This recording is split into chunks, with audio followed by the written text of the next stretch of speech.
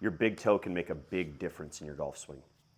And what I mean by that is where you feel pressure in your trail foot can change everything from how your body rotates to eliminating some sway.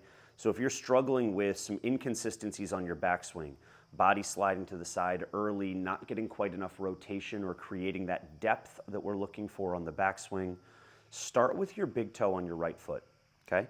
So I've got a couple little contraptions here, and what I want you to take note of is how I'm kind of setting my foot on this furniture slider. As you can see, it slip slides around.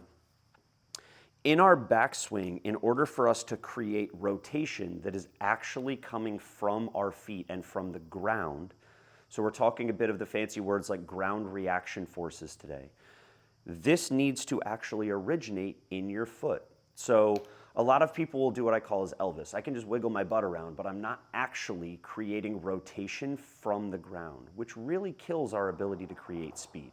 So if we want to create better rotation on the backswing, you actually need to feel a bit more of this right foot pushing away, and that big toe is what I'm using to really start to push this furniture slider to the right, okay?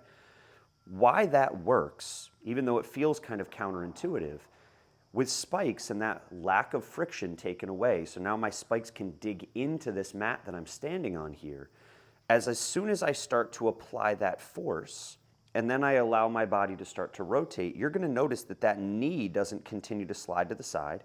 I don't get my weight onto the outside of my foot. I don't let my whole body shift to the side because here I'm not pushing on my right foot at all. As soon as I start to push on that right foot, keeping that weight on my big toe, and I rotate my shoulders to take this club back, you're gonna notice how much my right hip has turned while my knee has stayed stable. That matters a lot. If you want a more consistent low point, we can't have any amount of belt buckle moving side to side. We want to create the tightest turn that we can with our lower body.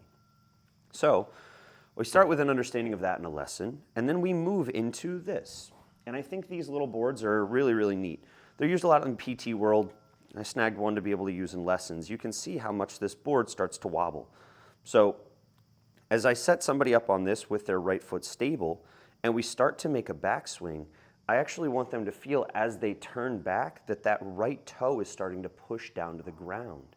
And it gives us that exact same result. As I push down with that right toe and I rotate with my shoulders, you're gonna start to notice that that leg stays stable and my hip starts to turn.